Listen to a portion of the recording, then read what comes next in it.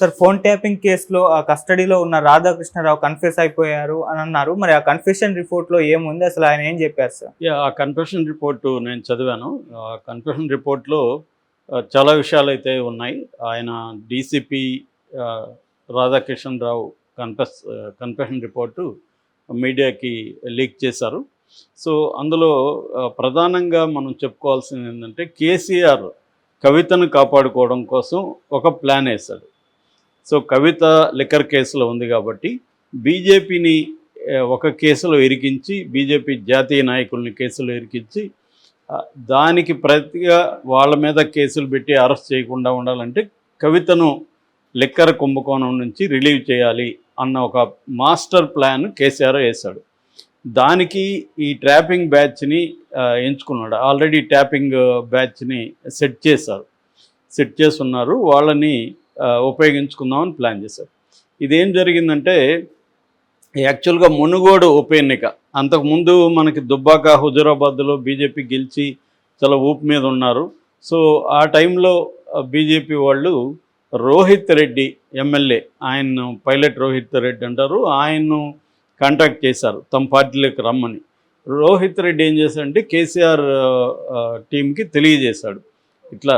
దాన్ని కేసీఆర్ ఏం చేశాడంటే, దీన్ని ఉపయోగించుకొని మనం ట్యాప్ చేద్దామని ప్లాన్ చేసి కేసీఆర్ తన మనుషుల్ని, తన కులానికి సంబంధించిన కొంతమంది ఎమ్మెల్యేలని బీజేపీ టచ్లోకి వెళ్ళమన్నాడు. వెళ్ళి మొయినాబాద్లో ఒక ఫామ్ హౌస్లో మీట్ చేయమన్నారు. ఈ ఫామ్ హౌస్కి ముందుగానే వీళ్ళు ఏం చేశారంటే, ఎవరు రాధాకృష్ణరావు, ప్రణీత్రావు, ఈ టీం అయితే ఉన్నారు కదా, ఈ ఎస్ఐబికి సంబంధించిన ఫోన్ ట్యాపింగ్ టీం, ఈ టీంకి ఏం చెప్పారంటే, ఢిల్లీకి వెళ్ళి కొన్ని కెమెరాల్ని, కొన్ని ఆడియో డివైజెస్ని కొనుక్కురమ్మన్నారు. వీళ్ళు వెళ్ళి కొనుక్కొచ్చారు. ఈ ఫామ్ హౌస్లో ముందే ఫిక్స్ చేశారు ఎక్కడెక్కడ కెమెరాలు ఏంటి. వీళ్ళు ఫామ్ హౌస్లో మీట్ అవుతారు, రెడ్ హ్యాండెడ్గా పట్టుకుందాం అనేది కేసీఆర్ ప్లాన్. సో ఈ ప్లాను అమలు చేయడానికి మొత్తం పకడ్బందీ చేశారు. అయితే బీజేపీ నాయకులు ఎవరు పెద్దోళ్ళు రాలేదు. కేరళకు సంబంధించిన అమృతానందమయి ఇన్స్టిట్యూట్లో ఉన్న నందు, ఇంకెవరో వాళ్ళు వచ్చారు. సో వాళ్ళని ఈ కెమెరాలతో ఇవన్నీ చేసి మొయినాబాద్ కుట్ర అని చెప్పి బయటికి తీసి బిఎల్ సంతోష్ని అరెస్ట్ చేయాలని అనుకున్నారు. అయితే ముందుగా ఈ కేరళకి వెళ్ళడానికి ఒక చార్టర్డ్ ఫ్లైట్లో అప్పుడున్న Nalgonda SP Rajeshwari and CI Gattumallu వీళ్ళిద్దరినీ పంపించాడు కేరళకి. అయితే వాళ్ళు ఆల్రెడీ ఎస్కేప్ అయిపోయి వాళ్ళు దొరకల.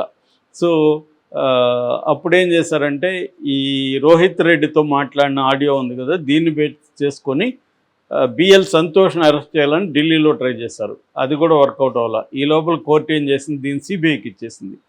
సిబిఐకి ఇచ్చినాక ఇంకా వీళ్ళ కంట్రోల్లో ఉండదు కదా. సో అలాగా అది ఫెయిల్ అయిందనమాట. సో ఇది ప్రధానంగా ఆయన కన్ఫెషన్ రిపోర్ట్లో చెప్పింది. అంటే కేసీఆర్ ట్యాపింగ్ను ఉపయోగించుకొని బీజేపీని తన కంట్రోల్లోకి తీసుకొని బీజేపీని ఇరికిచ్చేసి కేసులో, దానికి అప్పుడు బార్గెయిన్ చేయొచ్చు. కవితను మీరు కేసులో నుంచి రిలీవ్ చేస్తే నేను ఈ కేసులో నుంచి బిఎల్ సంతోషం చేస్తాను అని చెప్దామనేది కేసీఆర్ ప్లాను. గతంలో కూడా చంద్రబాబును కూడా ఇలాగే ఇరికిచ్చి చంద్రబాబుని ఇక్కడి నుంచి ఖాళీ చేయించడానికి కేసీఆర్ ప్లాన్ వేశాడు. అది కేసీఆర్కి వర్కౌట్ అయింది. అప్పుడు చంద్రబాబు ఏంటంటే అడ్డంగా ఇదే రేవంత్ రెడ్డి, చంద్రబాబు ఇరుక్కున్నారు.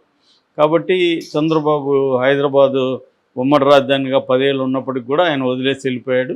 అట్లాగే తెలంగాణలో కూడా నేను ఫంక్షన్ కానని చెప్పేసి ఇంకా వెళ్ళిపోవడానికి ట్రై చేశారు. సో ఇదే మెథడ్ని కేసీఆర్ ఉపయోగించుకున్నాడు. ఇది ప్రధానంగా ఆయన చెప్పింది. ఇది కాకుండా ఆయన చాలా విషయాలు చెప్పాడు. అదేంటంటే, కేసీఆర్ చాలామంది మీద నిఘా పెట్టించాడు. ఫర్ ఎగ్జాంపుల్, పర్సనల్గా ఎవరికైనా గడ్డి ఉంటాయి. కుత్బుల్లాపూర్ ఎమ్మెల్యే వివేకానంద ఉన్నాడు.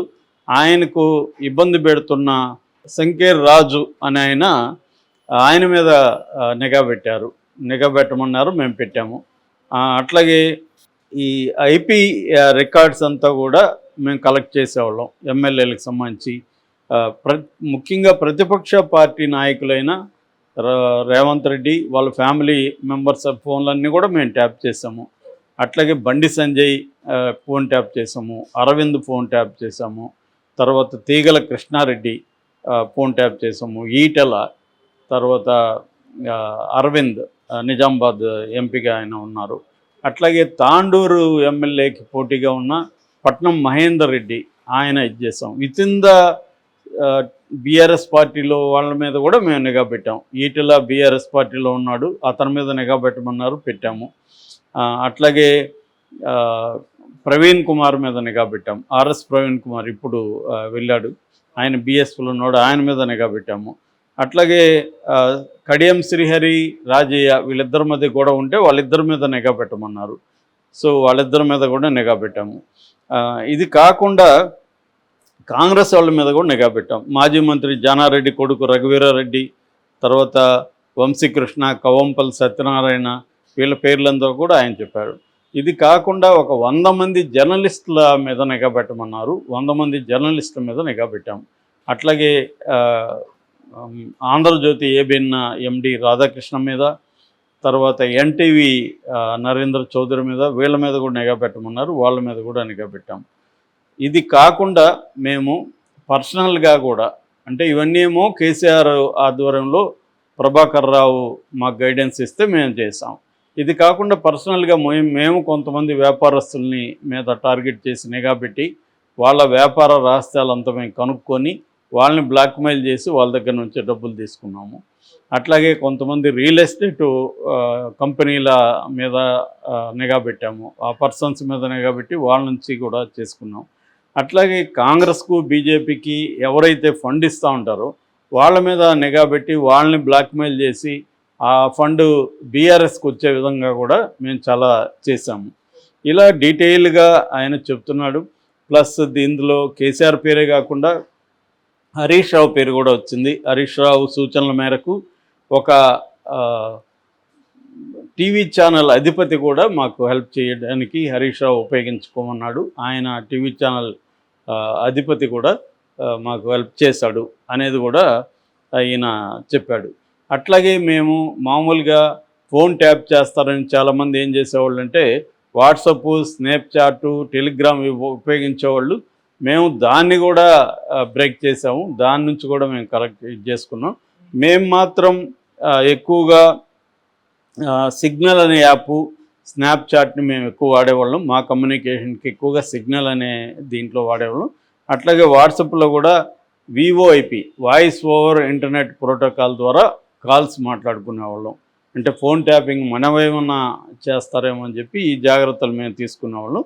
సో అనేది బేసిక్గా ఆయన చెప్పాడు. ఇదంతా గవర్నమెంట్ మళ్ళీ బీఆర్ఎస్దే వస్తుంది అనుకున్నాం. అయితే గవర్నమెంట్ బీఆర్ఎస్ రాకపోయేసరికి ప్రభాకర్ రావు మమ్మల్ని అలర్ట్ చేశాడు.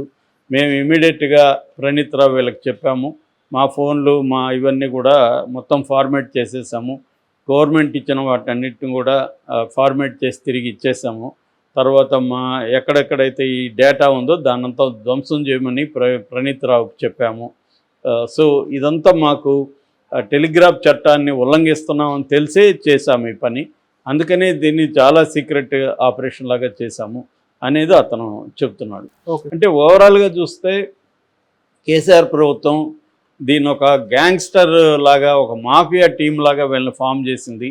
వీళ్ళని ప్రతిపక్షాలు, మీడియా అంటే జర్నలిస్టులు, తర్వాత ఎవరన్నా ట్రోల్ చేసేవాళ్ళు, బీఆర్ఎస్ని ట్రోల్ చేస్తుంటే వాళ్ళ మీద, తర్వాత ఏమన్నా ఉద్యమాలు చేస్తుంటే ప్రజా సంఘాల నాయకుల మీద, అట్లాగే తమ పార్టీలో ఎవరైనా అసంతృప్తివాదులు ఉన్నా లేకపోతే గొడవల్లో ఉన్నా వాళ్ళ మీద, ఇలాగా ఇంకెట్లాగో ప్రతిపక్ష నాయకుల మీద, ఇలాగ అందరి మీద ఫోన్ ట్యాపింగ్ అనేది జరిగింది. సో దీనికి ప్రధాన కారణం ఏంటంటే, ఒకటి ప్రతిపక్షాలని వీళ్ళందరినీ కంట్రోల్లో పెట్టుకోవాలి, రెండోది తన పార్టీలో ఎవరు బయటికి వెళ్లకుండా చూసుకోవాలి, ఇంకెవరైనా ఫండ్స్ ఇస్తుంటే మనకు ఫండ్ వచ్చే విధంగా చేసుకోవాలి, అట్లాగే ఆస్తులు సంపాదించుకోవాలి, లేకపోతే పెద్ద పెద్ద ప్రాజెక్టులు తెచ్చుకోవాలనుకుంటే కూడా వాళ్ళని బెదిరించాలి. సో ఇది ఇప్పుడు పెద్ద ప్రాజెక్ట్ ఉంది, ఒక 500 కోట్ల ప్రాజెక్టు చేతులు మారుతుంది. దాన్ని వాళ్ళ ఫోన్ ట్యాప్ చేయడం ద్వారా ఆ ప్రాజెక్ట్ ఎంత కాస్టు, ఎవరు ఎంత చెప్తున్నారు ఇది తెలుసుకోవడం, దాంట్లో వీళ్ళు ఇన్వాల్వ్ అవ్వడం, వాళ్ళని బెదిరించడం. ఎందుకంటే ఇవాళ రియల్ ఎస్టేట్ కానీ వ్యాపారాలు కానీ అన్నీ కూడా లీగల్గానే జరగవు. అనేక ఇల్లీగల్ యాక్టివిటీలు జరుగుతుంటాయి. వాటినన్నింటినీ వీళ్ళు ఫోన్ ట్యాపింగ్ ద్వారా తెలుసుకొని వాళ్ళని బెదిరించడం అనేది ప్రధానంగా కనిపిస్తుంది. ఓకే. సో ఇది కానీ మరి ప్రూవ్ చేస్తాడా రేవంత్ రెడ్డి? ఎందుకంటే ఇప్పుడు ఈ వాంగ్మూలం చాలు వీళ్ళని అరెస్ట్ చేయడానికి. కాకపోతే ఈ వాంగ్మూలం అనేది నిజంగానే ఆయన ఇచ్చాడా లేకపోతే లీక్ చేశారా ఊరికే? ఎందుకంటే ఆయన ఇచ్చినట్టు మనకేం తెలియదు కదా, ఈ రిపోర్ట్ బయటకు వచ్చింది. సో దీన్నైతే కాంగ్రెస్ కానీ ఎవరు ఖండించట్లేదు అది అబద్ధం అని. సో ఇప్పుడు ఈయన కోర్టులో చెప్పాల్సి ఉంటుంది, కోర్టులో 164 వాంగ్మూలం ఇవ్వాల్సి ఉంటుంది. కోర్టు డీటెయిల్గా రికార్డ్ చేస్తుంది. అప్పుడు ఆ వాంగ్మూలాన్ని బేస్ చేసుకొని అరెస్టులు చేసే అవకాశం ఉంది. కాకపోతే రేవంత్ రెడ్డి నిజంగానే ఇది ముందుకు తీసుకెళ్తాడా, లేకపోతే అందరూ గతంలో కూడా అనేక కుంభకోణాలు వచ్చాయి, వాటిలో ఏం తేలలేదు ఫైనల్గా. మనం చూసాం కదా ఫోన్ ట్యాబ్, మన ఓటు ఫర్ నోటు, ఆ కేసులో ఏమైంది, ఏం కాలేదు. నయీం కేసు ఏమైంది, ఏం కాలేదు. ఇట్లా అనేక కుంభకోణాల్లో ఏమీ కాలేదు. సో ఇది కూడా అలాగే తేలిపోతుందా? కేవలం రేవంత్ రెడ్డి తన ఎనిమీస్ని బెదిరించుకోవడానికి ఇది ఉపయోగించుకుంటాడా? అంటే కేటీఆర్ని కేసీఆర్ని వీళ్ళని బెదిరించి మీరు దూకుడుని కట్ చేయడానికి ఇది ఉపయోగించుకుంటాడా రేవంత్ రెడ్డి? లేదు నిజంగానే అరెస్టుల వరకు వెళ్ళి ఆ స్థాయిలో ఈ కేసుని ఫుల్గా డీల్ చేస్తాడా అనేది తెలియదు. ఎందుకంటే ఇవన్నీ కూడా మన డ్రగ్స్ కూడా రోజు వచ్చేది, తర్వాత ఏమైందో చూసాము. మామూలుగా ఇదంతా ఏం చేస్తారంటే ప్రతి పొలిటికల్ పార్టీ కూడా ఈ కేసుని తమకు అనుకూలంగా వాళ్ళని బెదిరించి భయపెట్టి లొంగ తీసుకోవడానికి, చంద్రబాబుని ఎట్లయితే కేసీఆర్ లొంగ తీసుకున్నాడో అలాగా రేవంత్ రెడ్డి కేసీఆర్ని లొంగ తీసుకోవడానికి ఇది ఉపయోగించుకోవచ్చు. అంతకంటే ఏం జరగదని నా అభిప్రాయం. ఎందుకంటే అనేక కుంభకోణాలు దేశంలో చూసాము. ఈ కుంభకోణాలంతా ఏంటంటే ప్రతిపక్షాలని లొంగ తీసుకోవడానికి వాడుకుంటారు తప్ప నిజంగా దీన్ని ముందుకు తీసుకెళ్ళి శిక్షలు పడే విధంగా చేయడం అనేది జరగదు.